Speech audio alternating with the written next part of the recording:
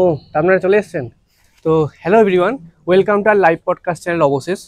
তো আজকেও আমরা চলে এসেছি একটা most horror topic based podcast নিয়ে, খুব ইমোশনাল একটা পডকাস্ট। আজকে আমাদের গেস্ট সৌভিক, যে প্রফেশনালি একজন ফটোগ্রাফার। তার জীবনে ঘটে যাওয়া ঘটনা নিয়ে আজকের স্টোরি, একদম real life story based own true story. তো এই প্রথমবার আমরা একটা জিনিস ফিল করলাম যে আমাদের গেস্ট স্টোরি বলতে বলতে, ইনসিডেন্ট বলতে বলতে এতটাই ইমোশনাল হয়ে গেছিল যে একবারে পুরো শ্যুট কমপ্লিট হয়নি। আমরা চেষ্টা করেছিলাম সেই দিনেই পুরো শ্যুট কমপ্লিট করার জন্য। ফার্স্ট আমাদের পডকাস্ট শ্যুট হয়েছিল এপ্রিল মাসে, তারপরে আবার আমাদের এই রিসেন্ট পডকাস্ট শ্যুট হয়। কারণ তার চোখের সামনে দেখা পরপর দুটো অ্যাক্সিডেন্ট এবং একটা মেয়ে সে অ্যাক্সিডেন্টে কীভাবে মারা যায় সেইটা নিয়ে আজকের এই পডকাস্ট। তো আমরা অবশ্যই গেস্টের কমফর্ট জোনকে বিলিভ করেছিলাম, যে কারণে একদিনে তুলতে পারিনি। তো আবার তার সৌভিকের বিজি শিডিউল পেরিয়ে রিসেন্ট ওর সঙ্গে আবার সাকসেসফুলি পডকাস্টটা আমাদের তোলা গেছে। তা ওই ইনসিডেন্ট কীভাবে সৌভিকের জীবন পাল্টায় সেই পুরোটা নিয়ে আজকের এই পডকাস্ট। এটা ছাড়া আর বেশি কিছু বলবো না। স্টোরিটা দেখুন, সত্যিই প্রচণ্ড ইমোশনাল স্টোরি।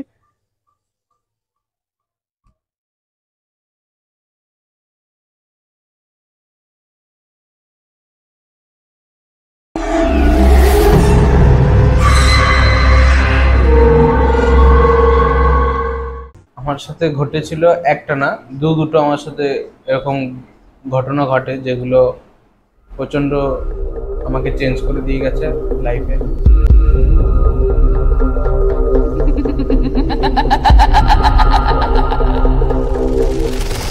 এবার এই স্পটে যখন ঢুকি আমি, তখন দেখি আমি পুরোপুরি শক। মানে কি হয়েছে? আমি পুরোপুরি শক, মানে তোমাকে কি বলবো। ওখানে দেখছি স্যার পড়ে রয়েছেন, স্যারের ওয়াইফ যিনি গাড়ির নিচে রয়েছেন, আর স্যারের যে মেয়ে তিনি প্রায় মানে নেই, সে উল্টো হয়ে গাড়ি থেকে প্রায় 2 হাত মতো ছিটকে সে দূরে রয়েছে।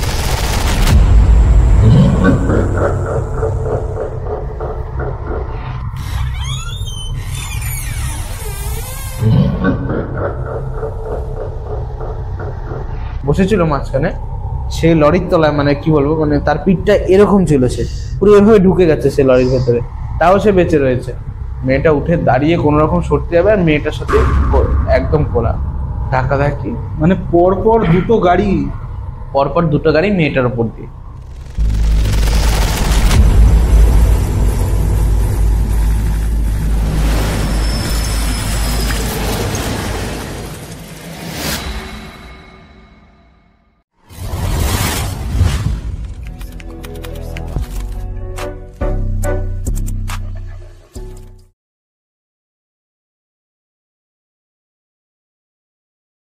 আজকে আমাদের মধ্যে উপস্থিত আছে সৌভিক। তো কোথা থেকে আসছো? মুক্তিবাদ থেকে আসছি দাদা। তো আজকে যে ডেকেছে আমাকে, তাকে অনেক থ্যাঙ্কস। তোমাকেও থ্যাঙ্কস একদম। আমার সাথে বসা, এবং এইটা আমার প্রথম পডকাস্ট, এবং তোমাদের এই পেজে একটা সুযোগ পেয়ে নিজেকে খুব ভালোই লাগবে। তো বাড়িতে কে কে আছেন? বাড়িতে আছেন বলতে, বাড়িতে আমি, আমার একটা ছোট ভাই আর মা বাবা, ছোট ফ্যামিলি। আচ্ছা, ব্যাস। বর্তমানে তুমি কি করছো? বর্তমানে বলতে গেলে, বর্তমানে করছি বলতে আমি একটু ফটোগ্রাফি লাইনে আছি। আচ্ছা। তো এর পাশাপাশি টুকটাক কিছু করে নি, একটা কাজের পাশাপাশি। আর এমনি তোমার পড়াশোনার দিক থেকে তুমি বর্তমানে কি করছো? পড়াশোনার দিক থেকে বর্তমানে আমার এইচএস দেবো আমি। আচ্ছা। আমার থার্ড সেমিস্টার কমপ্লিট, 12-এ 4th সেমিস্টার সামনে আছে। আচ্ছা। তো ওটাই, ওর পাশাপাশি ফটোগ্রাফির কাজটা টুক টাইম। মানে ফটোগ্রাফিটা তোমার হবির মধ্যে পড়ছে? হবির মধ্যে পড়ছে। এবার ইন ফিউচার এটাকে প্যাশন করার ইচ্ছা আছে। আচ্ছা। তো বর্তমানে তো সবাই ধরো যে গতানুগতিক ধারা আছে আমাদের এডুকেশন সিস্টেমের, যেমনি মেডিকেল বলো বা ইঞ্জিনিয়ারিং বলো, সবাই সেই দিকেই ফোকাস করছে। তো সেইটা ছেড়ে তুমি একটু হাটকে ভাবছো যে আমি অন্য কিছু একটা করব। তো সেই দিকে তুমি কতটা শিওর, মানে তুমি যে এগোবেই, বা এটায় কতটা কি স্কোপ আছে? দেখো, বর্তমানে তুমি যেটা বললে যে সবাই মেডিকেল ইঞ্জিনিয়ার ডক্টর আরো অনেক কিছু আছে, তো আমি ভাবলাম যে সবাই যেহেতু মেডিকেল ইঞ্জিনিয়ার, আর সব থেকে বড় কথা হচ্ছে আমি ছোট থেকেই তোমার ফটোগ্রাফিতে মানে ছবি তোলা, ছবি দেখা, ভিডিও তৈরি করা এগুলোর প্রতি বেশি ইন্টারেস্ট ছিল। ওর জন্য সেইভাবে আর কখনো ভাবা হয়নি যে আমি ডাক্তারি করবো কি ইঞ্জিনিয়ারিং করব, তো সেটা ভাবা হয়নি, তার জন্য এটাকে চুজ করা হয়েছে। আচ্ছা, তো তোমার এই যে বলে ফটোগ্রাফিতে তোমার একটা ইন্টারেস্ট রয়েছে, তো তোমার ইন্টারেস্টটা এলো কোথা থেকে, মানে হাতে খড়ি কোথায় তোমার?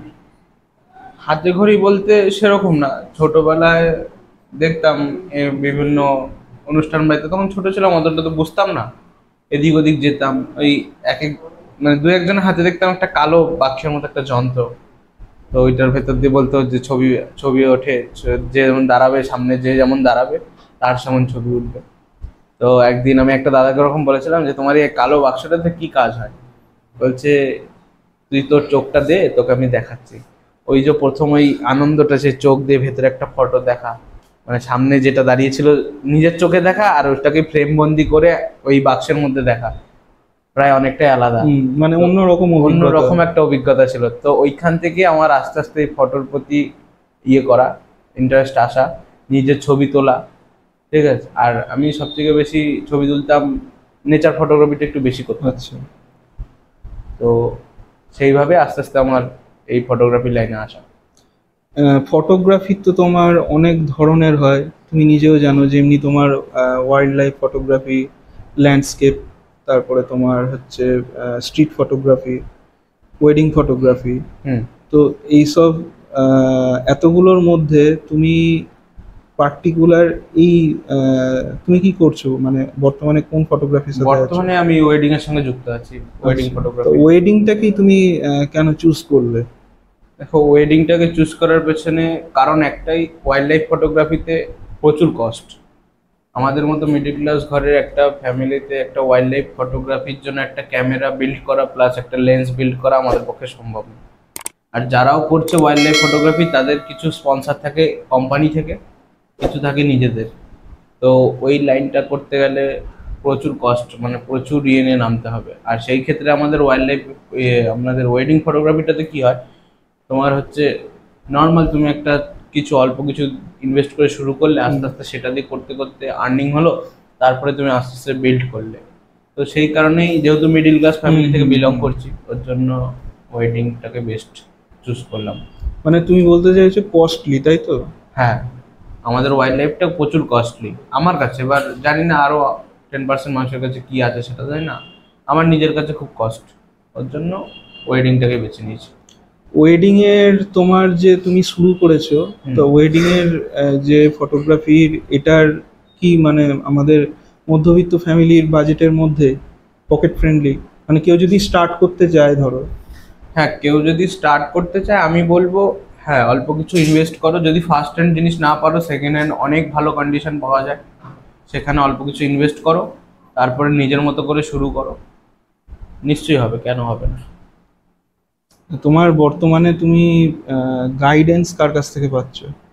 বর্তমানে গাইডেন্স বলতে আমার এক দাদা মানে আছে। তুমি কি প্রফেশনাল কারোর কাছ থেকে গাইডেন্স নিচ্ছ, না বর্তমানে একটা নভিস বা বিগিনার হিসেবে? সেরকম না, আমি প্রফেশনাল কাছ থেকে গাইড পাচ্ছি, এবার প্লাস ওর কাছে আমি কাজ করছি, সম্পর্কে সে আমার দাদা হয়। নিজের দাদা যেহেতু রয়েছে, ওর জন্য আমার কোনো অসুবিধা হয় না, ওর থেকে যেটা ভুল হয় সেখান থেকে ওর থেকে আমি গাইড করে নিই, বাস। আর ফ্যামিলি থেকে তুমি কেমন সাপোর্ট পাচ্ছ এই বিষয়ে? কারণ আমরা সবাই জানি যে পড়াশোনার দিকে কেউ যদি তাদের ভবিষ্যৎটাকে এগিয়ে নিয়ে যায়, তো সেক্ষেত্রে বাড়ির লোকের কোনো সেইভাবে প্রবলেম থাকে না, কিন্তু যেহেতু তোমার কেরিয়ারটা একটু আলাদা, তো সেই দিক থেকে বলতে গেলে তুমি গাইডেন্স কেমন পাচ্ছ? দেখো, সেদিক থেকে বলতে গেলে গাইডেন্স বাড়ির থেকে সাপোর্ট কতটা পাচ্ছ? প্রথম তো সাপোর্ট সেভাবে কেউ পায় না, সে যে কোনো কাজেই সবাইকে নিজেই করতে হয়। তো প্রথম থেকে আমিও সাপোর্ট পাইনি বাড়ি থেকে সেরকম, অনেক কষ্ট করে এদিক ওদিক বলে, মিথ্যে কথা বলে, বাড়িতে অনেক জায়গায় গিয়ে আস্তে আস্তে শেখা আমার। তো এখন বাড়িতে মা বাবা দুজনেই সাপোর্ট করে, বলে পড়াশোনার পাশাপাশি করছিস, বাট ওই একটাই কথা, মা বাবার যে পড়াশোনা আগে, তারপরে বাকি সব। তো ওর জন্য আগে পেতাম না, এখন আচ্ছা, ঠিকঠাক পাচ্ছি। না এখন ঠিক হয়ে গেছে। এখন ঠিক হয়ে গেছে। প্রথম প্রথম একটু রাগারাগি করতো দুজনেই, বলতো যেগুলো করে কি হবে, পড়াশোনা কর, ভালো চাকরি করে। আমি শুনতাম, পরক্ষণে আমি আবার ওটাকে কান্দে বের করে দিতাম যে না, ওটা বললো ঠিক আছে, বাট আমি করলে এটাই করব, যদি আমার নাও হয় আমি তাও এটাই করব, তাও বলতে পারবো যে না আমি এটা করে এসেছি। ওর জন্য এখন দেখলো যে আমিও সরবো না এখান থেকে, আর অন্য কিছুতে আমারও কোনো ইন্টারেস্ট নেই, ওর জন্য দুজনেই এখন সাপোর্ট করে। তুমি যে এই কাজের মধ্যে রয়েছে ওয়েডিং ফটোগ্রাফি, তো একজন ওয়েডিং ফটোগ্রাফার হিসেবে তোমার আর্নিং কেমন হয়? দেখো, আর্নিং ব্যাপারটা হয়ে যায়, কি বলবো, একটা মোটামুটি অ্যামাউন্ট মিডিল ক্লাসের কাছে হয়ে যায়। যতটা চাওয়া পাওয়া থাকে সেখান থেকে 10% মতো কাট হয়, বাদ বাকিটা আসে।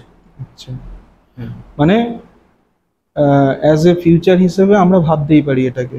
অবশ্যই ভাবাই যায়, কোনো অসুবিধা নেই, বা শুরু করতে হবে। যদি কেউ থেমে থেমে ভাবে যে না আমি এটা শুরু করব, তাহলে হবে না। কিছু ইনভেস্ট করো, তাহলে পরে সে তোমাকে দেবে, তার আগে না। তো শুরু করতে হবে। যেহেতু তুমি ফটোগ্রাফির সাথে যুক্ত আছো, ক্যামেরা পার্সন, তো অনেকেই ক্যামেরা বা লেন্স রিলেটেড ইনফরমেশন জানতে চায়। তো সেক্ষেত্রে লেন্স সম্পর্কে তোমার কি অভিজ্ঞতা আছে? মানে কোন জায়গায় কোন লেন্স ইউজ করব, কোন ক্যামেরা ইউজ করব? কারণ ফটোগ্রাফি ভিডিওগ্রাফি দুটো পুরো আলাদা সেকশন, তো সেই হিসেবে আমাদেরকে যদি কিছু বলো। তুমি যেটা বললে লেন্স সেকশন, দেখো কোথায় কি লেন্স ইউজ হবে সেটা নিজের ওপর ডিপেন্ড, সেখানে প্লেস কেমন আছে, জায়গা কেমন আছে, সেখানে সেই হিসাবে লেন্স ইউজ করতে হবে প্রথমত। আর প্রথমত ক্যামেরা প্রথম বিল্ড করলে আমি মনে করি একটা ক্যামেরা নাও, একটা কিট লেন্স পাওয়া যায় ক্যামেরার সাথে, কিট লেন্স। ওই কিট লেন্সের সাথে তুমি আর কিছু ইনভেস্ট করে একটা অল্প কিছু অ্যামাউন্টে একটা 50mm নাও, তোমার কাজ তুমি শেখো আস্তে আস্তে, এরপরে তুমি যা নেবে 35, 85, 180 যেটা নেবে। তো এভাবে আরো অনেক লেন্স থাকে, এবার সব লেন্স তো এখন বলা সম্ভব না, যেখানে যেমন ইউজ হয়। তো প্রথম ক্যামেরার সাথে দুটো লেন্স পাওয়া যায়, একটা হচ্ছে কিট লেন্স আর একটা হচ্ছে 50mm লেন্স। এটা তুমি কিসের ক্ষেত্রে বললে? ওয়েডিং এর ক্ষেত্রে বললাম। ওয়েডিং এর ক্ষেত্রে বললাম। আর ভিডিওগ্রাফিতে আমি মনে করি 50 ইজ বেস্ট। আচ্ছা, 50 মানে প্রথম যে শুরু করবে তার কাছে 50 বেস্ট, এরপরে সে 35 লাগাতে পারে কি 24, 70 যেটা ইচ্ছা তার। আর আমরা জানি মার্কেটে বিভিন্ন কোম্পানির ক্যামেরা পাওয়া যায়, তো কোম্পানি হিসেবে তুমি কোনটাকে তোমার দিক থেকে বেস্ট বলে মনে করো? আমার দিক থেকে আমি বেস্ট মনে করি সনিকে।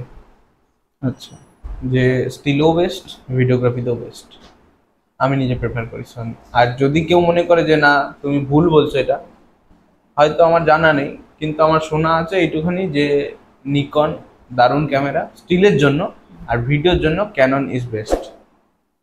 আচ্ছা, এদের কস্টের নিশ্চয়ই ডিফারেন্স আছে? হ্যাঁ অবশ্যই, কস্টের নিশ্চয়ই কস্ট সেরকম কোনো ডিফারেন্স নেই, এর সাথে 10% আপ, তো এর পাশে 10%, 20% ডাউন, আর কিছুই না। তো ছবিতে তুমি বললে ব্যাকগ্রাউন্ড একটা ম্যাটার করে। অবশ্যই ছবিতে ব্যাকগ্রাউন্ড অবশ্যই ম্যাটার। এবার ধরো কোনো শ্যুট হচ্ছে বা কোনো কিছু রেকর্ড হচ্ছে যেটা একটু ডার্ক ব্যাকগ্রাউন্ড, সেক্ষেত্রে তুমি কিভাবে লাইট ম্যানেজ করবে বা কিভাবে শ্যুটটা করবে তুমি? দেখো, সবটার প্রথমে যেটা বললাম যে ব্যাকগ্রাউন্ড মেন, অনেক ক্ষেত্রে ব্যাকগ্রাউন্ড মেন হয় না, নিজের স্কিলকে জানতে হয় যে তুমি তোমার কি স্কিলে এখান থেকে ফটো বের করবে। তো আর তুমি যেটা বলছো যে ডার্ক লাইটে যে কিভাবে ফটো আর লাইট কন্ট্রাস্ট অ্যাডজাস্ট করবে, সেক্ষেত্রে অবশ্যই যেখানে ডার্ক সেখানে নিজেকে লাইট ইউজ করতেই হবে আমার। তো সেক্ষেত্রে আমি লাইট ইউজ করব, লাইট অ্যাডজাস্ট করব, সেভাবেই বের করব একটা ফটো, যেটা আমি সাথে সাথে আরো 10 জনের যাতে ভালো লাগে, তো সেভাবেই বের করতে হবে। এই যে আমরা সোশ্যাল মিডিয়ায় দেখি বিভিন্ন যারা ইনফ্লুয়েন্সার যারা রয়েছে, তারা এমন ছবি তোলে কোনো একটা অন্ধকার জায়গায়, মানে একদম হালকা আলো পড়ছে কিন্তু ছবির কোয়ালিটি মারাত্মক। সেই যে বিষয়টা, ধরো সেই জায়গাতে আলো আমি সেট করতে পারবো না আলাদা করে, আর্টিফিশিয়াল, সেই জায়গায় তুমি কিভাবে নিজেকে ধরবে বা তুলে ধরবে? দেখো, প্রথমত যারা ইনফ্লুয়েন্সার তাদের ক্যামেরাম্যান অনেক প্রফেশনাল, অনেক হাই, তো তাদের অভিজ্ঞতাটা বেশি। তারা ওই সমস্ত জিনিস তাদের কাছে ইজি, কিছুই না। তো আর কিছু কাজ হয় সেগুলো ফটো তোলার পরে এডিটে আলো বাড়ানো হয়, কমানো হয়, এডিটে অ্যাডজাস্টমেন্ট করে, তারপরে আমাদের কাছে আসলে পরে আমরা মনে করি যে এই জায়গাতে এত সুন্দর ফটো কি করে তৈরি করলো। তো দ্যাটস এটাই। তো বর্তমানে স্ট্রিট ফটোগ্রাফির একটা ক্রেজ এসছে। তুমি যে কোনো সোশ্যাল মিডিয়া প্ল্যাটফর্ম ওপেন করলেই দেখতে পাবে যে স্ট্রিট ফটোগ্রাফি বিভিন্ন ইনফ্লুয়েন্সাররা একদম ট্রেন্ডে চলছে তারা। তো এই ধরনের কাজ কি তুমি পেয়েছো বা করেছো আগে বা বর্তমানে করছো? না, বর্তমান তোমার যে তুমি স্ট্রিট ফটোগ্রাফি বলে, স্ট্রিট ফটোগ্রাফি ওটা পুরোটাই আলাদা। মানে তুমি নিজের মতো ফটো তুলবে, তোমার আন্ডারে কেউ নেই, তুমি তোমার নিজের মতো কাজ করছো, ঠিক আছে, ওইটাকে বলে তুমি স্ট্রিট ফটোগ্রাফি। আর আমরা যেটা করছি আমি নিজে, সেটা হচ্ছে ওয়েডিং ফটোগ্রাফি। তো তোমার হচ্ছে ওয়েডিংয়ে তুমি আমাকে কাজ দিলে আমি তোমার হয়ে কাজ করবো, বা আমি তোমাকে কাজ দিলাম তুমি আমার হয়ে কাজ করছো। তো এটাই, মানে তুমি ডাইরেক্ট কাজ করছো, মানে যার হয়ে বর্তমানে কাজ যার করছো? হয়ে কাজ করছে আমি তার হয়ে কাজ করছি, ডাইরেক্ট না, তার কাজ আমি তাকে করে দিচ্ছি। আচ্ছা, হ্যাঁ, মানে তোমার মতো এরকম আরো সবাই আরো আছে? অনেক আছে। আচ্ছা, হুম। এবার আমরা আমাদের মেন টপিকে আসি। তো তুমি এখানে কিছু অভিজ্ঞতা তোমার শেয়ার করতে এসেছো। অবশ্যই। তো কি ঘটেছিল তোমার সঙ্গে প্রথমত সেটা জানবো, তোমার কেমন সেই ঘটনার অভিজ্ঞতা সেটা জানবো, এবং সেই ঘটনার পর তোমার কি পদক্ষেপ ছিল আমরা সেটাও জেনে নেবো তোমার কাছ থেকে। দেখো, প্রথমত বলি, আমার সাথে ঘটেছিল একটা না, দুটো আমার সাথে এরকম ঘটনা ঘটে যেগুলো প্রচণ্ড আমাকে চেঞ্জ করে দিয়ে গেছে লাইফে। মানে এটা যে আমার সাথে এত তাড়াতাড়ি ঘটবে সেটা কখনো ভাবতে পারিনি আমি, যে এত তাড়াতাড়ি এত দুটো ঘটনার সাক্ষী থাকবো আমি। আর ঘটনা দুটি খুবই একটা ইয়ে টাইপ, হরর টাইপের, কি বল, ক্রিপি একদম। হ্যাঁ একদম, একটু ভয়াবহ, কিছুটা গা ছমছম ভাব, এই নিয়ে। মানে কি ঘটেছিল সেদিনকে, মানে কি হয়েছিল? সেদিনকে ঘটেছিল বলতে, আমি প্রায়শই যেমন বিকেল হলে একটু বেরোতাম, যে একটু যাই, হয় না সারাদিন কাজের মধ্যে থাকার পরে একটু মাইন্ড ফ্রেশ করতে হয়। তো সেদিনও আমি সেরকমই বেরিয়েছিলাম। তো একটা চায়ের দোকানে যাই আমি, যেখানে আমি প্রতিদিন আড্ডা দিই। বিকেল হলে ফাঁকা টাইমে আমি সেই জায়গায় বসি, আড্ডা দিই। আমার কিছু চেনা পরিচয় তারা আসে, তাদের সঙ্গে গল্প আড্ডা করি। তো ওদিনও সেম, কেউ আসলো, 2-3 জন আসলো, গল্প আড্ডা করলাম, চা খেলাম। তো হঠাৎ এমন টাইমে একটা ফ্যামিলি আসলো। ফ্যামিলি বলতে ওনারা আমাকে বললো যে আমাকে কাজের সূত্রে কোথাও হয়তো দেখেছে কোনো, যেহেতু আমি এদিক ওদিক কাজ করি। তো ওনারা বলে আমি তোমাকে, যে ছিলেন স্যার ছিলেন, স্যার আমাকে এসে বললেন যে তুমি এরকম ফটোগ্রাফিতে আছো। আমি বললাম যে হ্যাঁ আছি। বলছে তোমাকে আমি চিনি। বললাম আচ্ছা ধন্যবাদ, চেনেন। দিয়ে তারপরে আরো কথাবার্তার মধ্যে ওদের সাথে কোথায় জানি একটা অচেনা মানুষের সঙ্গে চেনা ভাবে কথাবার্তা শুরু হলো। হ্যাঁ, স্বাভাবিক, কথা একটা পরিচয় হলো। ওই সেই চা খেতে খেতে তাদের সঙ্গে গল্প, এবং ওরা 3 জন ছিলেন, স্যার, স্যারের ওয়াইফ আর স্যারের মেয়ে, মানে একদম ফ্যামিলি, একটা ফ্যামিলি ছিল পুরো। তো সে ওরকম অনেকটা টাইম কাটে, প্রায় 1-1.5 ঘন্টা ওনাদের সাথে গল্প হয়। ওনারা জিজ্ঞেস করেন, ওনাদের সাথে একটা কাজেরও ডিল হয় আমার ওই কথার মধ্যেই, যে ওনাদের বাড়িতে অনুষ্ঠান আছে। আচ্ছা, সেই সূত্রে উনি আমাকে ইয়ে করেছে, বুক করেছে। তো তারপরে স্বাভাবিক আমার চা খাওয়া শেষ হয়ে গেছিল। তো আমার একটা কল এসেছিল, আমি বাইরে গেলাম। আচ্ছা, তো তখন বাইরে গেলাম, বাইরে আমি কলটাতে বিজি ছিলাম। তো তখন ওই ফ্যামিলিটা বেরোলো, দেখলাম যে বেরোলো। তার আগে বললো যে আসছি। হ্যাঁ, আমিও তাদেরকে বললাম যে ঠিক আছে, সাবধানে যাবেন, দেখা হবে আপনার বাড়িতে, কাজ করতে যাবো অবশ্যই। দিয়ে তারপরে তো সেরকম হলো। হওয়ার পরে আমি কলটাতে প্রায় 1 থেকে 1.5 ঘন্টা আমি বিজি ছিলাম কলটা। আচ্ছা। তো তারপরে যখন আমি কলটা রেখে দোকানে পেমেন্ট করে আমি যখন বেরোলাম, তো ওখান থেকে বেরিয়ে আসলে না, হাই রোড দিয়ে একটা ব্যাক মানে টার্ন পড়তো, টার্নিং। তো ওই টার্নিং এ দেখছি বেশ কয়েকজন লোক জড়ো হয়ে রয়েছে, সামনে লরি পুরো দাঁড়িয়ে রয়েছে, সব পুরো একদম রোড জাম। এখনো চারিদিকে লোকজন দেখি জল নিয়ে ছোটাছুটি করছে। দিয়ে আমি বললাম, আমি একটু এগিয়ে গেলাম গাড়িটা নিয়ে, আমি গিয়ে জিজ্ঞেস করলাম যে দাদা কি হয়েছে এখানে, এরকম এত লোকজন? তো বলছে অ্যাক্সিডেন্ট হয়েছে। আমি বলছি অ্যাক্সিডেন্ট কার সাথে হয়েছে? বলছে অ্যাক্সিডেন্ট হয়েছে একটুখানি জানি, আমরাও আসলাম সবে, আচ্ছা। এসে শুনছি এরকম অ্যাক্সিডেন্ট হয়েছে। তো আমি একটু আস্তে আস্তে এগোলাম, যেহেতু আমার ওখান দিয়ে বাড়ি যেতে হবে। তো আমি দেখলাম যে সাইডে ফাঁকা থাকে তাহলে ওইখান দিয়ে চলে যাবো, ফালতু দাঁড়িয়ে তো সময় নষ্ট করে লাভ নেই। তো আমি সেরকম ভাবে আগাচ্ছিলাম, আগাতে আগাতে গিয়ে দেখলাম ওই ওদের যে গাড়িটা ছিল রয়্যাল এনফিল্ড গাড়ি ছিল। আচ্ছা, তো গাড়িটা কেমন জানি আমার গাড়িটা দেখে না আমি নিজেকে আটকে গেলাম আমি ওখানে ওই জায়গাতে। মানে চেনা লাগলো? আমি মনে হলো হ্যাঁ গাড়িটা আমার খুব চেনা। কি মনে হলো আমি ওইখান থেকে কোনো রকম বেরিয়ে আবার ব্যাক করেছি পেছনে, হেঁটে হেঁটে গাড়িটা সামনে রেখেছি, আমি পিছনে ব্যাক করলাম। তো ব্যাক করার পরে আমি যখন পুরো স্পটটাতে ঢুকি, মানে সবাইকে বলি একটুখানি সরুন দেখি কার কি হয়েছে। তো বাট এই স্পটে যখন ঢুকি আমি তখন দেখে আমি পুরোপুরি শকড। মানে কি হয়েছে? আমি পুরোপুরি শকড, মানে তোমাকে কি বলবো, ওখানে দেখছি স্যার পড়ে রয়েছেন, স্যারের ওয়াইফ যিনি গাড়ির নিচে রয়েছেন, আর স্যারের যে মেয়ে তিনি প্রায় মানে নেই, সে উল্টো হয়ে গাড়ি থেকে প্রায় 2 হাত মতো ছিটকে সে দূরে রয়েছে। এবার ওই সময় ওই জিনিসটা দেখার পরে আমার নিজের মধ্যে না একটা তখন কোনো কিছু কাজ করছিল না, একদম পুরো চুপ। ফুল ফ্যামিলি আমি মানে চুপ হয়ে গেছি। আমার অনেক কয়েক সেকেন্ড বা কয়েক মিনিটের জন্য আমার মুখে কোনো ভাষা নেই, কোনো কথা নেই। স্টিল ওখানে শুধু দাঁড়িয়ে চোখ দিয়ে দেখে যাচ্ছে। লোকজন হুড়োহুড়ি করছে, আমার কোনো সেন্স নেই ওখানে।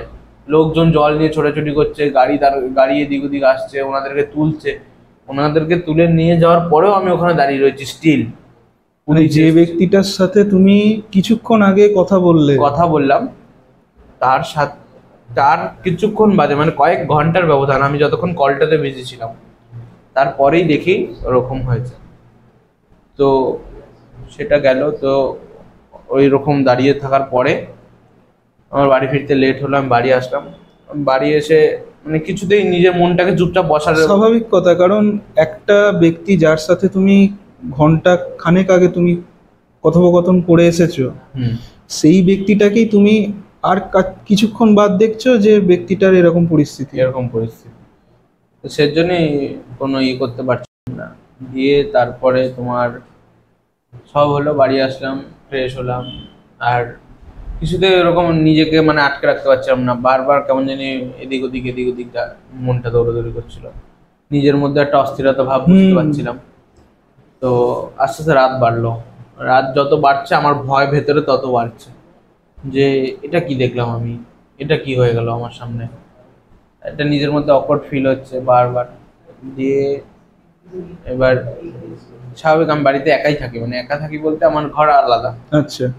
তো ওই দিনকে রাতে যত দেখছি রাত বাড়ছে তত আমার নিজের মধ্যে ভয় কাজ করছে একা একা থাকতে, কোথাও বেরোলে মনে হচ্ছে পেছনে কেউ ডাকছে বা আসছে, একটা নেগেটিভ এনার্জি কাজ করছে। তো সেই সূত্রে আস্তে আস্তে 2-1 দিন যেতে থাকে। 2-1 দিন যাওয়ার পরে আমি যখন আবার কাজের মধ্যে ঢুকে যাই, কিছুটা নর্মাল হয়। তো সেম ওরকম একদিন আমাকে ওই রাস্তা দিয়ে ওখান দিয়ে তোমার কাজের সূত্রে যেতে হবে। তো আমার আর তখন সেরকম কিছু মনে নেই, কারণ যেহেতু কাজের মধ্যে থাকার পরে আমি পুরোপুরি বলতে কি কিছুটা নর্মাল হয়ে গেছিলাম। তো সেম ওরকম যাচ্ছি, প্রায় ওই জায়গাটা ঢুকবো ভাব, এমন মানে টানেলটা ঘুরবো। তো ওই টাইমটাতে একটা নিজের মধ্যে আবার সে কিরকম একটা জায়গাটা দেখে কারণ নিজের মধ্যে চকমকে উঠলাম, কি হলো। দিয়ে তখনও সেরকম কিছু নেই, যেহেতু কাজে ঢুকতে হবে, একটা ফিল হলো যে জায়গা দিয়ে ক্রস করার সময় একটা ফিল হলো। তো সেম কাজের ওখানে যাওয়ার পরে ওইখান থেকে বেশি দূর কাজ ছিল না, ওই টার্নিং এর পরেই 5-7 মিনিট গেলেই আমার কাজ ছিল। তো সেম ওরকম আমি কাজ করছি, কাজের বাড়িতে গেলাম, কাজ করছি, কাজ শেষ, এবার বাড়ি ফিরে আবার রাতে যাব। তো সেম বাড়ি ফেরার আগে একটু আমি বাইরে এসেছিলাম একটু আমার দরকারের জন্য। তো হাঁটতে ওদিকটাতে এসেছিলাম, মানে টার্নিং এর দিকটাতে এসেছিলাম। তো আসার পরে ওখানে নিজের মধ্যে একটা কিরকম একটা মনে হলো যে কেউ একটা ডাকছে বা হাত ধরে বা একটা ধরে পেছন থেকে কেউ টান দিচ্ছে, এরকম একটা ভাব তোমার মনের মধ্যে চলছে জিনিসটা যে হচ্ছে আমার সাথে। তো হচ্ছে সেটা আস্তে আস্তে আমি বুঝতে পারলাম যে নিজের মধ্যে আমি এখনো প্রপার পুরো ঠিক না, ওই জিনিসটা আমার ভেতরে এখনো হয়ে চলছে। তো এরকম হচ্ছে। এবার আমাকে হট করে তখন আমি দেখি আমার পাশে একজন দাঁড়িয়ে আমাকে বলছে খিদে পেয়েছে, কিছু খাবার খাওয়াবে। এবার ওই টাইমটাতে ওই রাস্তায় কোনো লোক চলে না আমি যতদূর জানি। হট করে আমি যখন দেখলাম ওরকম বললো খাবার খাওয়াবে, তার পরক্ষণে আমি যখন সামনে দিয়ে তাকে আবার যখন পাশে দেখেছি, দেখি কেউ নেই পাশে। মানে ফ্র্যাকশন অফ সেকেন্ডের মধ্যে ব্যক্তিটা গায়েব। আমি দেখছি কি হলো, হিমাচলে ছিল। আমি পুরো জায়গা ঘুরে ফেলেছি, ওখানে যত দূর দূর আমি গেছিলাম পুরো জায়গা ঘুরেছি, কেউ নেই, একটা মানুষ পর্যন্ত নেই ওখানে। আবার সেই আগের মতো আবার সেই নেগেটিভ এনার্জিগুলো কাজ করছে, বুঝতে পারলাম। তো যত তাড়াতাড়ি পারলাম ওই কাজের বাড়ি থেকে বেরোলাম। বেরিয়ে আমি যত তাড়াতাড়ি পেরেছি ওখান থেকে কোনো রকম কাটিয়ে বাড়িতে এসেছি। আচ্ছা।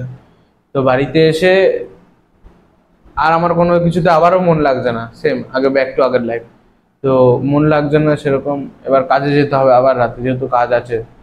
এবার কি করে যাব, অত রাতে ফিরবো ওইখান দিয়ে, আবার কিছু একটা হবে। তো ওই যে দেখলাম পাশে কেউ নেই, তারপর থেকে নিজের মধ্যে আবার একটা সেরকম মনে হচ্ছে যে মানে একটা প্যানিক কাজ করছে। তো তাও ভয়ে ভয়ে বেরোলাম আবার বাড়ির থেকে, যে যাই, কাজ তো করতেই হবে, যা হচ্ছে হোক। তো সেম রকম গেলাম। যাওয়ার পরে কি কারণে জানি ওই জায়গাতেই আমাকে আবার আটকে যেতে হয়েছিল। হয় গাড়ি খারাপ হয়ে গেছিল, নয় কিছু একটা হয়েছিল আমার। কোনো রকম গাড়িটা ওখান থেকে যত তাড়াতাড়ি পেরেছি ঠেলে নিয়ে আমি গেছি। তারপর ওখানে দেখি গাড়ি আবার স্টার্ট হয়ে গেছে।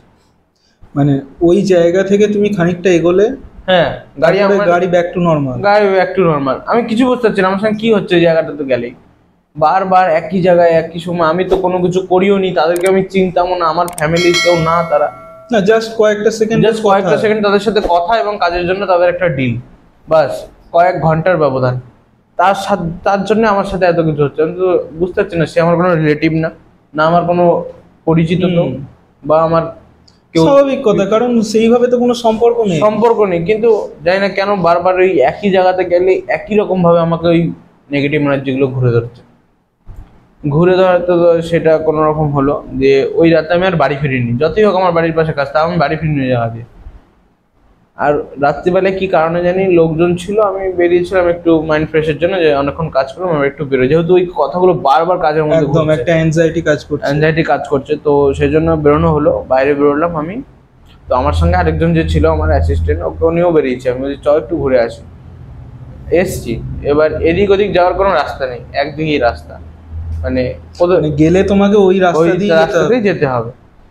তো এবার ওইভাবে আমরা আসলাম দুজনে। এবার দাঁড়িয়েছি, আমার কানে একটা স্পষ্ট আওয়াজ, নেগেটিভ একটা আওয়াজ আমি বুঝতে পারছি যে আমাকে কেউ ডাকছে, তখনও ডাকছে, বাঁচাও বাঁচাও বলছে। আমি পাশের যে আমার ছিল আমাকে বলছে যে ভাই একটা আওয়াজ শুনতে পাচ্ছিস? ও বলছে না তো, কেউ নেই, আওয়াজ কি করে শুনবো, শুধু বিয়ে বাড়ির গান হচ্ছে। বিয়ে বাড়ির গান হচ্ছে মানলাম, ঠিক আছে, কিন্তু আমার কানে শুধু বারবার গানের কোনো আওয়াজ তো দূরের কথা, বারবার শুধু এই কান্না আর ওই বাঁচাও বাঁচাও শব্দটাই বারবার আসছিল। মানে এই জিনিসটা তুমি একা ফিল করছো, একা শুনতে পাচ্ছি, ও শুনতে পাচ্ছে না। তো স্বাভাবিক সেটা হওয়ার পরে আমি বাড়ি আসলাম। বাড়ি এসে আমি আমার কাজকর্ম বন্ধ করলাম। প্রায় 2 মাস মতো আমি কাজ বন্ধ করলাম আমার এই ঘটনার জন্য, যে আমি আগে নিজে সুস্থ হই, মেন্টালি আমি নিজে আগে সুস্থ হই, তারপরে আমি কাজের কথা ভাববো। তো যেরকম ভাবা সেরকম করা। 1 মাস কেটে গেল ওরকম ঘরে ভয় ভয় ভয় ভয় কেটে গেল। তো 2 মাসের যখন পড়ছে জিনিসটা, তখন মা নোটিস করলো যে আমি আগের থেকে অনেকটা চেঞ্জ হয়েছে আমার মধ্যে। তো স্বাভাবিক একদিন মা আসলো, এসে বললো যে কি হয়েছে তোর, আমাকে তুই বল, আমি বুঝতে পারছি তুই নিজের মধ্যে একটা আলাদা কিছু অনুভব করছিস। তো আমি মাকে পুরোটা বললাম বিষয়টা, যে এই হয়েছে আমার সাথে।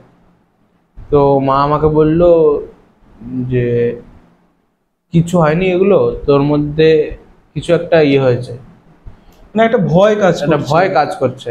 তো মা আমাকে বললো যে তন্ত্র মন্ত্র আমি ছোট থেকে বিশ্বাস করতাম না, আমার পছন্দ না ওগুলো। তো মা বলছিল এরকম একটা লোক আছে, চ নিয়ে যাই, ঠিক হয়ে যাবে। তো আমি মাকে বলে দিয়েছিলাম যে না, যদি ঠিক না হয় তো না হবে, না ভুলতে পারলে না ভুলতে হবে, তাও আমি ওই দিকে যাব না। কারণ আমার ওগুলো তো বিশ্বাসই ছিল না কখনোই, আর এখনো বিশ্বাস নেও, আর ভবিষ্যতে থাকবেও না। আমি ওগুলো ওই হাত দেখা, এই করা ওই করা, আমার মানে এগুলো তুমি মানো না? আমি এগুলো কুসংস্কার হিসেবে উড়িয়ে দিই আমি। তো আস্তে আস্তে ওই ঘটনাটা থেকে নিজেকে বের করেছি অনেক কষ্টে। ঠিক আছে, খাওয়া দাওয়া ঠিক মতো হতো না, ঘুমাতে পারতাম না, বারবার শুধু এই জিনিসগুলো ভাসতো চোখের মধ্যে। ঠিক আছে, দিয়ে কোথাও বেরোতাম না, বন্ধু বান্ধবের সঙ্গে আড্ডা কমিয়ে দিতাম, ওই রাস্তাতে যেতাম না খুব একটা। এই ঘটনাটা তোমার সাথে কতদিন আগেকার ঘটনা, মানে ঘটেছিল কতদিন আগে? ঘটেছিল, আমি ঠিকঠাক ছিলাম প্রায় কবে, মানে জানুয়ারি ফেব্রুয়ারিতে আমি পুরো ঠিকঠাক। আচ্ছা। ফেব্রুয়ারি মার্চের তোমার প্রথম দিকে ঘটনাটা ঘটে আমার সাথে। তারপরে 2 মাস আমি অফ, মানে জানুয়ারি ফেব্রুয়ারি মার্চ এপ্রিল মে অবধি আমার পুরো কাজ অফ। তো প্রায় 3 মাস মতো লেগেছিল আমার নিজেকে ঠিক করে বেরিয়ে আসতে। এবার 3 মাস একটা মিডিল ক্লাস ফ্যামিলির কাছে অনেক। আমি ঠিক মতো পড়াশোনা করতে পারতাম না, খাওয়া দাওয়া করতে পারতাম না, মানে তুমি কোনো কাজেই ফোকাস করতে পারো? কোনো কাজে ফোকাস করতে, যতক্ষণ যেতাম তখনই ওইগুলো আমার কাছে কাজ করতো, নেগেটিভ এনার্জিগুলো। তো এইগুলো কাজ করার জন্য আমি মার কথা হিসেবে আমি একটা পুজো দিয়ে আসলাম। আচ্ছা। যে মা বলছে যে তুই যখন যাবি না ওখানে, তাহলে একটা পুজো অন্তত দিয়ে আমার সাথে চ। তো ওই যে পুজোটা দিলাম 3 মাস পর, মাকে পুজোটা দিলাম, মাকে বললাম পুরোটা। জানি না, হয়তো কিছু আছে ওর জন্য হয়তো আজকে ঠিকঠাক আবার রয়েছি। 3 মাস পর আমরা আবার সুস্থ হলাম, আবার আগের সেম ব্যাক লাইফ ফিরে পেলাম। কাজকর্ম, পড়াশুনো, খাওয়া দাওয়া, টাইম টু টাইম, বন্ধু বান্ধব, মানে একদম স্বাভাবিক, একদম স্বাভাবিক, পুরো নর্মাল। আমি এখন আমি ওখান দিয়ে গেলেও আমার আর সেরকম কোনো কিছু ফিল হতো না, কোনো নেগেটিভ এনার্জি কাজ করতো না। ওর জন্য আমি ওখান দিয়ে প্রায়শই আসা যাওয়া করতাম। যেটা হয়েছে সেটা আমি ভুলে যাওয়ার চেষ্টা করেছি, আর ভুলেও গেছিলাম, তাও এখনো কিছু কিছু ওই মনে থাকবেই। তো সেম ওরকমই মনে ছিল। তো এইভাবে আস্তে আস্তে আবার কাজ শুরু করলাম, আবার পড়াশোনা, আবার ফ্যামিলিকে টাইম দেওয়া, সবকিছু আবার আগের মতো চলছে। তো এই ঘটনাটা তোমার সাথে যে ঘটলো, বা তুমি যে এত ট্রমার মধ্যে দিয়ে গেছো নিজে, ফার্দার এই ঘটনাটা নিয়ে কি পুলিশ ইনভেস্টিগেশন যেটা বলে আমরা, যে পুলিশের তদন্ত, পুলিশ কি হয়েছিল? তুমি যেটা বলছো পুলিশ ইনভেস্টিগেশন, হ্যাঁ হয়েছিল। রোড অ্যাক্সিডেন্ট স্বাভাবিক, পুলিশ আসবে। তো এই সমস্ত বিষয়ে আমি আর পুলিশে ইনভলভ হইনি, কারণ সবাই র্যান্ডম পাবলিক ছিল, লোকাল পিপল ছিল। তো লোকাল পাবলিকের জন্য যে সবাই দেখেছে, আমিও দেখেছি, তো এখানে তো কারো হাত নেই না। উনিও বুঝতে পারেননি যে ওনার ওইখানে অ্যাক্সিডেন্ট আছে, আর ড্রাইভারও বুঝতে পারেনি যে উনি সামনে চলে আসবে। তো সেখানে পুলিশের মতো পুলিশ যতটা কাজ করেছে, আমাদের যতটা দেখেছিলাম রাস্তায় ততটাই। তো এই সব হলো, আস্তে আস্তে হওয়ার পরে বেশ 6 মাস মতো কাটলো, মানে 6 মাস 1 বছর কাটলো। আচ্ছা। 1 বছর কাটার পরে আমি কোথাও বেশ যাচ্ছিলাম, মানে কাজের সূত্রে যাওয়ার সময় ওই রাস্তাতেই, যেহেতু বললাম যে দুটো ঘটনা, তো তোমার সেম ওরকমই। এটা একটু আলাদা রকম বলতে গেলে তোমার কিরকম, এখানে একটা মেয়ে একটা ছেলে দুজনকে ভালোবাসে। আচ্ছা। আর ছেলেটার একটা বন্ধু, ওরা 3 জন একটা বাইকে ছিল। তো ওখানেও সেম আমরা যাচ্ছি, সব হলো, ওরাও গেল, পাশ দিয়ে দেখলাম। সব কিছু হওয়ার পরে আমরা একটা চায়ের দোকানে দাঁড়িয়েছি, প্রায় বেশ ঘন্টাখানেক মতো দাঁড়িয়েছি চায়ের দোকানটাতে, চাটা খাচ্ছি, দিয়ে তারপরে কাজে যাব। তো ওই ততক্ষণে গাড়িটা আবার রিটার্ন ব্যাক করছে 3 জনই। আচ্ছা। তো ব্যাক করছে, তো এরকম খুব ওভার স্পিড যাচ্ছে গাড়িটা, মানে যতটা ম্যাক্সিমাম স্পিড তার থেকে বেশি ওভার যাচ্ছে স্পিডটা। দিয়ে তো তারপরে ওভার যাচ্ছে, তো সামনে দিয়ে একটা লরি আসছিল, সেও ওভার স্পিডিং লরি ছিল, দিয়ে হাইওয়েতে। তো কিচ্ছু না, একটা শুধু দমকা একটা শব্দ হলো, মানে বোম যেমন ব্লাস্ট করে ওরকম একটা শব্দ হলো। শব্দ হওয়ার সঙ্গে সঙ্গে সবাই ছুটে গেল। তো যেহেতু যেটা হয়েছিল ওই জায়গায়, তার পাশে অপোজিটে একটা চায়ের দোকান ছিল, ওখানে আমাদের প্রথম দাঁড়ানোর কথা ছিল, যে আমরা এখানে দাঁড়াবো। কিন্তু কি মনে হয়েছে যে ওটাতে না দাঁড়িয়ে আমরা একটু এগিয়ে এসে বা হাত আর একটা পরে ওইখানে আমরা দাঁড়িয়েছি। তো এরকমই আমাদের যেতে একটু টাইম লেগেছিল, যে আমরা সবাই যেই দৌড়দৌড়ি করছে, হুড়োহুড়ি করছে, আমরাও গেলাম আস্তে আস্তে। আমি আর আমার একজন ছিল, 2জন গেলাম। গিয়ে দেখছি ওরকম যে মানে আমাদের যেতে যেতে প্রায় ঘটনা ওখানে পুরো শেষ। মানে মেয়েটা যাও বেঁচে ছিল, সেও আর বেঁচে নেই, মানে এমনভাবে অ্যাক্সিডেন্টটা ওদের হয়েছে। যে গাড়ি চালাচ্ছিল সে তো গাড়ি নিয়ে পুরো চলে গেছে, আর যে বসেছিল মাঝখানে সে লরির তলায়, মানে কি বলবো, মানে তার পিঠটা এরকম ছিল, সে পুরো এভাবে ঢুকে গেছে সে লরির ভেতরে, তাও সে বেঁচে রয়েছে। বলছে যে আমাকে বের করো, জল দাও। আর যে মেয়েটা ছিল তার এই ডান হাতটা পুরো এখান থেকে খুলে চলে গেছিল। আর তাও সে বেঁচে ছিল, মানে যে উঠে দাঁড়াবে। আর রাস্তাটা খুব অন্ধকার, হাইওয়েটা এতটা অন্ধকার যে কেউ যদি দাঁড়িয়েও থাকে ওখানে না, দেখা যাবে না। তা এমন টাইমে একটা 4 চাক্কা, ও ভালো স্পিডে আসছিল, প্রায় অ্যাবভ 70-80। আচ্ছা, তো এসে ও বুঝতে পারিনি যে ওখানে কেউ রয়েছে। মেয়েটা উঠে দাঁড়িয়ে কোনো রকম সরতে যাবে, আর মেয়েটার সাথে একদম কোলা ধাক্কাধাক্কি। মানে পরপর দুটো গাড়ি? পরপর দুটো গাড়ি মেয়েটার উপর দিয়ে। তো সে মেয়েটা মারা যায়, মেয়েটা মারা গেল। ছেলে দুটো বেঁচে গেছিল, ছেলে দুটোকে হসপিটাল করা হলো, মেয়েটাকে হসপিটাল নেওয়া হলো। ডাক্তার বললো মেয়েটা মারা গেছে। তো আর ছেলে দুটো কোনো রকম বেঁচে রয়েছে। দিয়ে আস্তে আস্তে সব কিছু দেখলাম, শুনলাম, বেশ চর্চা চলছে কয়েকদিন ধরে এখানে যে এরকম এরকম অ্যাক্সিডেন্ট হয়েছে। এইবার আবার সেই আগের যে ঘটনাটা হয়েছিল আমার, সেটা আবার মনে পড়লো আমার, যে সেম ভাবে তো এরকম অ্যাক্সিডেন্ট দেখেছিলাম। তো সেইটা মনে পড়ার জন্য আমি আর ওই দিনকে কাজে যেতে পারিনি, আমাকে আবার বাড়িতে ব্যাক করতে হয়েছে। এবার বাড়িতে ব্যাক করতে হয়েছে, এবার একটু নিজের মধ্যে আবার সে আগের অকওয়ার্ড লাগছে প্রচন্ড। নিজের মধ্যে নিজেকে খুব, মানে কি বলবো, মানে যে এত কেন আমার সামনেই হচ্ছে, আরো তো লোক হয়েছে, তাদের সামনে তো হতে পারে, মনে হবে একটা ভয় কাজ করবে, একটা ভয় কাজ করছে। তো সেম নিজের ভেতরে একটা খারাপ লাগছিল যে এরকম একজন মারা গেল, দেখতে পেলাম। মানে তোমার এটা কি কোনো পরিচিত ছিল না? না পরিচিত দুজনের একজনও ছিল না। আগের অ্যাক্সিডেন্টের লোকগুলো পরিচিত ছিল না, মানে অ্যাক্সিডেন্টের পরে যা হয়েছিল আমার সাথে তারাও পরিচিত না, এটার পরেও যা যা হয়েছে সেও আমার পরিচিত না। তো সেম এরকম হলো। দিয়ে আমি আবার সে আগের মতো আমার শুরু হতে থাকলো, খাওয়া দাওয়া, বন্ধু বান্ধব, বাড়িতে টাইম না দেওয়া, কথায় কথায় রেগে যেতাম, ঝামেলা করতাম, এরকম একটা ব্যাপার আমার মধ্যে কাজ করছে। আমি তখন বুঝতে পারলাম, মানে সেই চেঞ্জেস গুলো আবার ব্যাক করছে। একা থাকতে ভয় পেতাম, কোথাও যেতে ভয় লাগতো, রাস্তায় বেরোলে মনে হতো যে কেউ মনে হয় এরকম পেছনে পড়ে রয়েছে, ডাকছে। এরকম ব্যাপারগুলো খুব কাজ করতো নিজের মধ্যে। তো দিয়ে আস্তে আস্তে দেখছি যে না, কিছুতেই কিছু হচ্ছে না, তাহলে একবার যাওয়াই যাক। মা যেখানে বলেছিল, আচ্ছা, সেই প্রথম জায়গাটা তো গেলাম আমি। তো উনি বলছে যে দোষ তোর কিছুই নেই, শুধু এরকম আরো কিছু ঘটনা তোর সাথে ঘটবে, যেগুলো তুই সামনে দাঁড়িয়ে সাক্ষী থাকবি। আরো ঘটবে বলছে। এবার স্বাভাবিক আমার শুনে খারাপ লাগছে যে কেন আমার সামনে, আরো তো লোক রয়েছে, তাদের সামনে তো হতে পারে। তো আমি ওনাকে বললাম যে দেখুন, আপনি যেভাবে হোক এগুলো আমাকে একটু কাটিয়ে দিন। এবার ওনাদের ভাষায় ওনারা কি করে সেটা তো আমি জানি না, আদৌ যেটা হওয়ার কাজ সেটা হবে, যত যাই করুক। তারপরেও একটুখানি বিশ্বাস করলাম যে দেখি কি হয়। দিয়ে তারপরে দেখছি কোনো দিকে কোনো কিছু হচ্ছে না। ওনার কাছে যাওয়ার পরও আমার নিজের ওই ভেতরে ওগুলো নেগেটিভ এনার্জি কাটছে না। আমি বলছি ফালতু গেলাম ওখানে, কি দরকার ছিল যাওয়ার। দিয়ে আবারও সেই সমস্ত কাজকর্ম সমস্ত কিছু বন্ধ, ঠিক আছে, কোনো কিছুতে মন লাগতো না, কোথাও যেতাম না, আবারও ঘরে বসে গেলাম। পড়াশোনা ঠিকঠাক হতো না, সামনে পরীক্ষা, ওই সময় এক্সাম। আচ্ছা, আরো মা বাবার টেনশন বাড়ছে। মা বাবা দেখছে এরকম যে ঘরের মধ্যে রয়েছি, চুপচাপ, কারোর সঙ্গে কথাবার্তা নেই। কিন্তু এই অ্যাক্সিডেন্টটা, মানে আগেরটার তুলনায় এটা আমাকে বেশি করেছিল, এফেক্ট করেছিল বেশি। প্রথম অ্যাক্সিডেন্টের সাথে সেকেন্ড অ্যাক্সিডেন্টের যে প্রথমটাতে যেটা হয়েছিল সেটার টাইমটা বলতে গেলে, মানে আমার সাথে যে সমস্ত নেগেটিভ এনার্জি গুলো কাজ করেছিল সেগুলোকে আমি 3 মাসের মধ্যে কাটিয়ে উঠতে পেরেছিলাম। কিন্তু এই অ্যাক্সিডেন্টটা হওয়ার পরে আগের 3 মাসের সঙ্গে মনে হয় আমার প্রায় 6 মাস মতো হয়ে গেছিল।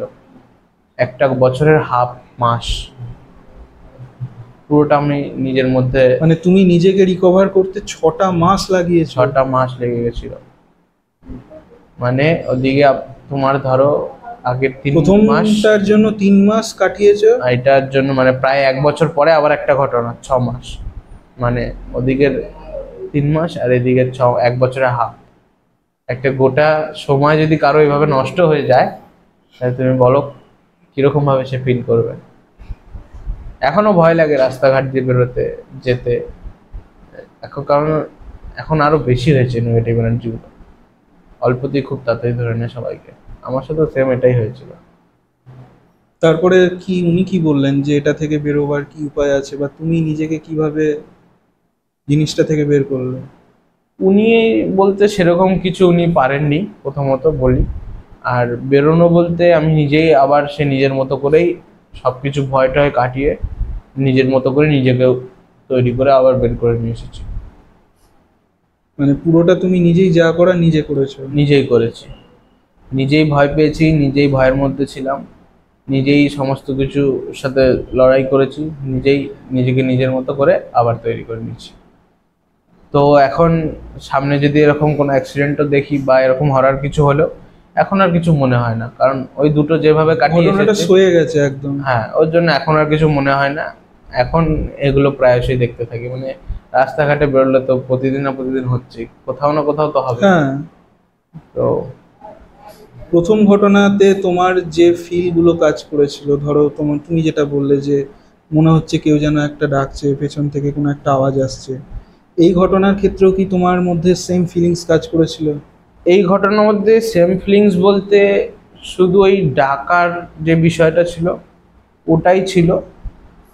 আর যতদূর শুনেছিলাম যে এই ঘটনাটার মানে কিরকম হয়েছিল ঘটনাটা, তোমাকে বলি যে ঘটনাটা আমি যতদূর শুনেছিলাম যে যে মেয়েটা ছিল সেই মেয়েটি বাড়ির থেকে বলে বেরিয়েছিল যে তার বান্ধবীর কাছে কলেজের এক্সাম আছে, কিসের একটা বই আছে, আচ্ছা, বইটা আনতে যাবে।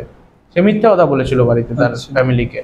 আর এদিকে সে বেরিয়েছিল কিন্তু ওই যে যার সাথে সে ইয়ে করতো, আচ্ছা, মানে অ্যাফেয়ার্স ছিল আর কি। অ্যাফেয়ার্স ছিল, সে তার সাথে বেরিয়েছিল ঘুরতে, এবং ছেলেটিও ছিল, ছেলেটির একটি বন্ধু ছিল যে গাড়িটি চালাচ্ছে। আচ্ছা, তো ওই ওই ছেলেটির বন্ধু গাড়ি চালাচ্ছিল, এরা দুজন পেছনে ছিল। পেছনে ছিল।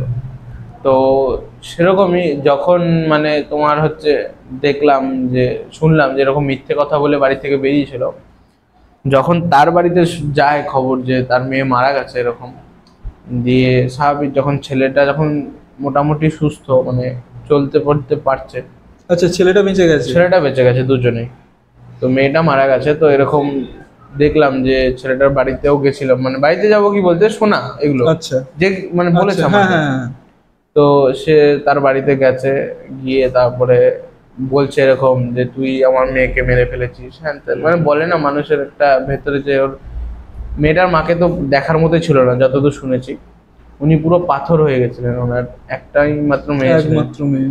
বাবা তো ছেলেটাকে মেরেই ফেলবে এমন অবস্থা। স্বাভাবিক কথা। আর একটা ওনাদের মানে মেয়েটার বাড়ির ফ্যামিলি বলছে যে যাই হোক ওই ছেলেটাই কারসাজি করে আমার মেয়েকে মেরে ফেলেছে। মানে ওরাও বলছে যে এটা যাই হয়েছে পুরোটা ছেলেটা প্ল্যান করেই করেছে বলছে, কিন্তু এটা তো স্বাভাবিক না, না। মানে এটা অ্যাক্সিডেন্ট রোডে হতেই পারে। আজকে আমার সাথে বেরোলে হয়তো আমারও সাথে হতো, একদম তোমার সাথে বেরোলে তোমার সাথে একদম। হতো। তো এরকমই যে তারপরে শুনেছিলাম যে ছেলেটার মধ্যে অনেক নেগেটিভ এনার্জি ছিল, ছেলেটা শুধু মেয়েটাকে দেখতে পেতো, ওর সামনে দাঁড়িয়ে থাকতো, বলতো মানে যখনই ছেলেটা রাস্তায় বেরোতো বলে মেয়েটাও বলে ওর সাথে সাথে ঘুরতো। এমনকি ছেলেটাকে দেখেছি একা একা কথাও বলতে, মানে এরকম আমি তুমি বসে দুজন কথা বলছি, ওরকম একা আমার জায়গায় বসে হচ্ছে, তোমার জায়গায় এমনি ফাঁকা কার সাথে কথা বলছে, আমি ওকে এরকমও দেখেছি। মানে ঘটনাটার পর ছেলেটার মধ্যে এতটাই ট্রমা কাজ করছে, এতটাই ট্রমা কাজ করছে, ওকে দেখে আমার মধ্যে আরো বেশি ভয় লাগতো যে আমার সাথে না এগুলো এরকম শুরু হয়, যেহেতু আমি দুটো দেখেছিলাম, প্লাস নিজের মধ্যে প্রচন্ড পরিমাণে একটা ইয়ে কাজ করতো, ভয় কাজ করতো অল টাইম। দিয়ে সেটা তো অনেক কষ্ট করে কাটিয়ে বেরিয়ে এসেছি। তার মানে মেয়েটার বাড়ি থেকে পুরোটাই অ্যালিগেশন দিচ্ছে যে ছেলেটা ছেলেটার ওপর এই ঘটনায় মূল দোষী, মূল দোষী। এবং এই ঘটনাটা নিয়ে তার মানে পুলিশের অনেক ঝামেলা হয়েছে। সেটা জানা নেই আমার আচ্ছা, কোনো, কারণ আমি এগুলোতে বেশি ইন্টারেস্ট দেখাতাম না। আমি যতদূর শুনেছিলাম যে এরকম ব্যাপার ছিল ওর মধ্যে আর ওর মধ্যে, বাস এতটাই। এবার এর মধ্যে পুলিশ ইনভেস্টিগেশন ছিল না কার কি ছিল সেটা জানা নেই। এবার তুমি যেটা বললে যে ছেলেটার মধ্যে নেগেটিভিটি কাজ করছে, তো শেষ অবধি তোমার কতটা কি তুমি জানতে পারলে যে ছেলেটা কি এই ট্রমা থেকে বেরোতে পেরেছে, না স্টিল এরকমই রয়ে গেছে যে একটা শকের মধ্যে মানুষ যেমন থাকে যে না আমি কিছুতেই ভুলতে পারছি না, বা আমি এই ঘটনাটা থেকে ওভারকাম করতে পারছি না? সেটা হচ্ছে পরে যতদূর শুনেছিলাম যে ছেলেটি সুস্থ হয়েছে, পুরোপুরি কাজকর্ম করছে, সবকিছু তার ঠিকঠাক, কিন্তু ওই স্মৃতি কখনো মানুষকে ভুলতে দেয় না। তো সেরকমই ছেলেটার মধ্যেও কিছু কিছু স্মৃতি সে রেখে দিয়েছিল, যেগুলো সেগুলো দেখতো আর সে মনে করতো, আর কিছুই না। এমনি ছেলেটা পুরোপুরি সুস্থ হয়েছিল পর, তার ভেতরে যে স্মৃতিগুলো ছিল সেগুলো তার মধ্যে কাজ করতো, আর নিজের মধ্যে নিজে চলতো। কিন্তু এই দুটো ঘটনার পরে সব থেকে বড় চেঞ্জ আমার মধ্যে এসেছিল। যেমন যেমন বলতে, প্রথমত আমি নেগেটিভ এনার্জিগুলোকে আগে খুব ভয় পেতাম, আচ্ছা, সেগুলো কাটিয়ে ফেলেছিলাম, যে এগুলো হলেও আমার কোনো এফেক্ট হয় না। যদি কারোর সাথে হয়ও, আমি তাকে বলি যে এগুলো কোনো কিছু হয় না, এগুলো নিজের মধ্যে। তাদেরকে আমি ভয় থেকে বের করে নিয়ে আসতাম, যেহেতু নিজে পেরেছি ওর জন্য তাদেরকেও বের করতে পারতাম। তো মা দেখলো যে 6 মাস পরে আমি আবার আগের মতো ব্যাক টু নর্মাল লাইফ। তো মা বললো, কিরে এখন সবকিছু ঠিকঠাক? আমি বলছি হ্যাঁ। বলছে তাহলে এখন তার সেরকম আগের মতো কিছু নেই? আমি বলছি না, পড়াশোনা করব, সামনে এক্সাম দেবো। এক্সামে আর 2 মাস বাকি ছিল, তো ওই 2 মাস খুব পড়তাম, কারণ এতদিন যে ট্রমার মধ্যে ছিলাম সেটা তো কাটিয়ে ফেলেছি। ওর জন্য ওই 2 মাসের মধ্যে আমি এক্সামের প্রিপারেশন করেছি, ইভেন আমার রেজাল্ট সব থেকে ভালো হয়েছিল। বাহ, মা খুশি হয়েছিল যে এত কিছু কাটিয়ে ওঠার পরে তুই যে রেজাল্টটা, ফ্যামিলির একটা এক্সপেকটেশন তো থাকবে, একটা এক্সপেকটেশন। যে আমার মা ভেবেছিলেন যে বাবু হয়তো এবছর পরীক্ষা দিতে পারবে না, যেহেতু ওর সাথে একটা নেগেটিভ এনার্জি এতটা বড় ঘটে গেছে।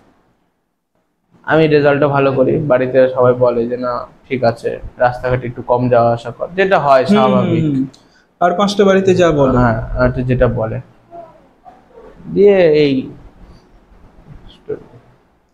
এরপরে বর্তমানে তোমার সাথে কি রিসেন্ট এরকম কোনো ঘটনা ঘটেছে যেটা তুমি বলতে চাও, বা কোনো ফিল কাজ করে যে রাতের বেলা ধরো আসছো, একা আসছো, বা অনেক রাতের বেলায় কোনো কাজ করে আসছো, বাড়িতে মনে হচ্ছে যে এরকম একটা গা ছমছমে ব্যাপার, বা এরকম একটা অকওয়ার্ড ফিলিংস, যে মনে হয় এই বুঝি কেউ এলো, এই বুঝি কেউ এলো, বা আমাকে কেউ পেছন থেকে ডাকছে, এই ফিলিংসগুলো কি এখনো তোমার মধ্যে কম বেশি আছে, বা তুমি ফিল করতে পারো কি? বর্তমানে এইরকম কোনো ঘটনার সঙ্গে আমি আর সাক্ষী নেই, আর এই সমস্ত ঘটনা ঘটলে আমি সেখান থেকে এড়িয়ে যাই, সেগুলোর কাছে আমি আর যাই না, এগোই না। আর তুমি যে বলছো ফিল, মানে যে পেছন থেকে এরকম কিছু জিনিস হয় কিনা তোমার মধ্যে, তো সেরকম কিছু হয় না। আগের মধ্যে যেরকম প্রথম যেমন লাইফে আগে রাত্রিবেলা করে কাজ থেকে বাড়ি আসতাম, সেরকমই নর্মাল কাজ থেকে বাড়ি আসি। শুধু রাস্তায় কি হয়, কুকুর এদিক ওদিক পেছনে থাকলে ওই 2-1টা হেঁটে আসে, তখন একটু পেছনে ঘুরে তাকাতে ভয় লাগে, স্বাভাবিক, সবারই লাগে। যার মধ্যে ভয় নেই, সবাই বলে যে আমার মধ্যে ভয় নেই, কিন্তু সবার মধ্যেই ভয় আছে, একদম, কেউ স্বীকার করে, কেউ করে না। তো সেরকমই এখন পুরো নর্মাল লাইফ, যা হয়েছে যা ছিল সবকিছু কাটিয়ে এখন পুরো সুস্থ আছি, কাজবাজ করছি।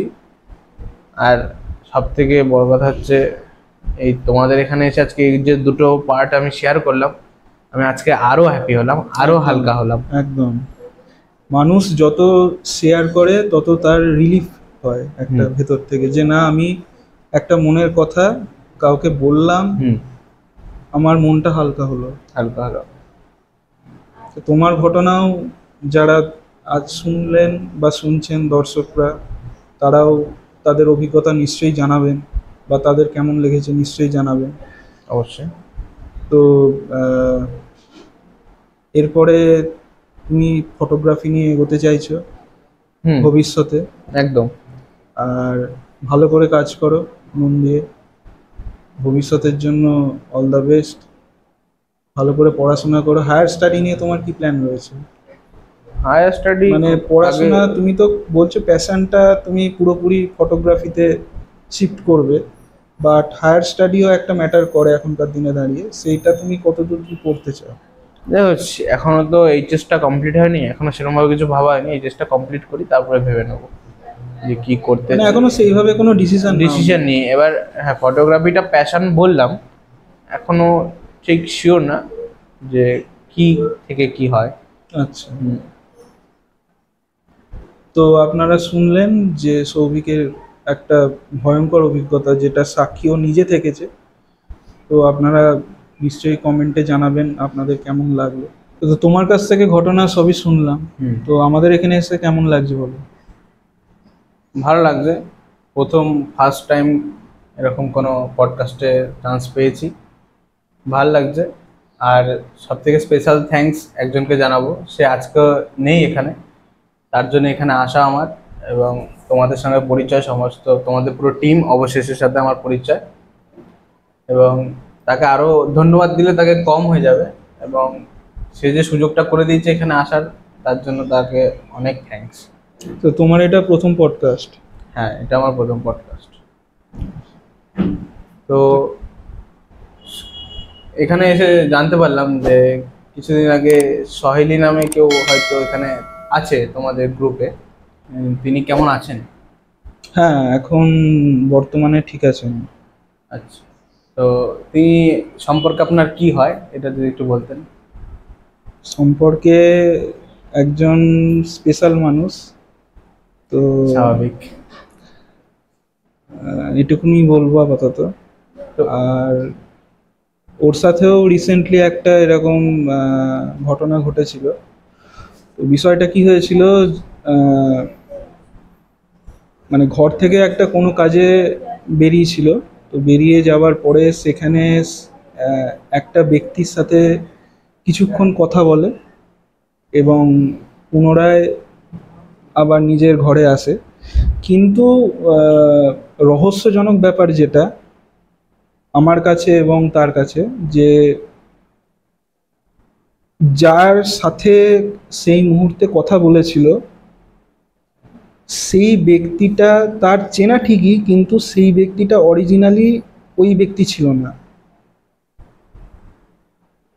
কিছু হ্যাবিটস মানুষকে অন্যান্য মানুষদের থেকে আলাদা করে। তো ব্যক্তিটা স্মোক করেন, কিন্তু এমন কিছু স্মোক করেন না যাতে, ধরো সাপোজ আমি তোমাকে বলছি, বিড়ি খাওয়া, সিগারেট খাওয়া, একটা ব্যক্তি ধরো সিগারেটে অভ্যস্ত, একটা ব্যক্তি বিড়িতে অভ্যস্ত, কিন্তু ধরো সেই ব্যক্তিটা কোনোদিনই বিড়ি খায় না বা সেই ব্যক্তিটা কোনোদিনই সিগারেট খায় না। সেই ব্যক্তি ধরো তোমার সঙ্গে কথা বলছে এবং প্রতিদিন যে সিগারেট খায় বা যে বিড়ি খায় সেই ব্যক্তিটা হঠাৎ করে আলাদা কিছু স্মোক করছে। মানে যে বিড়ি খায় সে ধরো সিগারেট স্মোক করছে, যে সিগারেট খায় সে ধরো বিড়ি স্মোক করছে। এই ঘটনাটা ওর কাছে একটু অকওয়ার্ড লেগেছিল। মানে যার সাথে কথা বলছিল সে চেনা ছিল, কিন্তু প্রতিদিন সে যেটা স্মোক করে সেই দিনকে সে কিন্তু একটা অন্য জিনিস স্মোক করছিল। এই ঘটনাটা ওর কাছে একটা খটকা লেগেছিল। আচ্ছা, যে কারণে সে যখন আমাকে ঘটনাটা বলে, পুরো ঘটনাটা, তো আমারও অকওয়ার্ড ফিল হয়েছিল এবং আমি বলেছিলাম যে বিষয়টাকে সিরিয়াসলি দেখতে। তখন শেষে গিয়ে দেখা যায় যে অরিজিনালি যে ব্যক্তিটার সঙ্গে ও কথা বলেছিল সেই ব্যক্তিটা ওই ব্যক্তি ছিল না, ধরেই নিতে পারো কোনো একটা এন্টিটি ছিল। তো এইরকম একটা ক্রিপি ইনসিডেন্ট ওর সাথে রিসেন্টলি ঘটেছে। তো এই তো শুনলে সবই। আর ফিউচারের জন্য তোমার অল দ্য বেস্ট। একদম একদম, পড়াশোনা ভালো করে করো, মন দিয়ে করো, কেরিয়ার তোমার ভালো হোক, এটুকুনি প্রে করব। অবশ্যই তুমিও থাকো, যেটা শুনলাম যে যার সাথে এটা ঘটেছে তাকে নিয়ে একটু দেখে রেখো, দুজনে ঠিকঠাক থেকো। নিশ্চয়ই, প্রে করবো এটাই, যাতে এমন কিছু ইনসিডেন্ট আর যাতে না হয়। একদম। Thank you. Welcome. Hello everyone, কেমন লাগলো আজকে আমাদের পডকাস্ট? আমরা ফার্স্ট টাইম এই দুবার শ্যুট করে পডকাস্ট তুলেছি, কারণ আগেরবার সৌভিক পডকাস্টে শ্যুট করতে করতে এতটা ইমোশনাল হয়ে পড়েছিল যে সেই মুহূর্তে সেই দিন কোনোভাবেই আমরা হাজার চেষ্টা করেও পডকাস্টটা তুলতে পারিনি। এরপর সবার বিজি শিডিউল অ্যাডজাস্ট করে এগেন আমরা সৌভিককে পেয়েছি আবার আমাদের মাঝখানে এবং সাকসেসফুলি পডকাস্টটা তুলতে পেরেছি। একজনার এই হরর ইনসিডেন্টটা কিভাবে একজনার মানুষের এফেক্ট ফেলতে পারে এবং ভেতর থেকে তাকে পুরোপুরি ভেঙে দিতে পারে, সেইটার উদাহরণ আজকের এই পডকাস্ট। আমরা এই ধরনের পডকাস্ট আশা করছি আরও আনবো আপনাদের সামনে। Till now, stay tune, like and subscribe our channel. Thank you very much.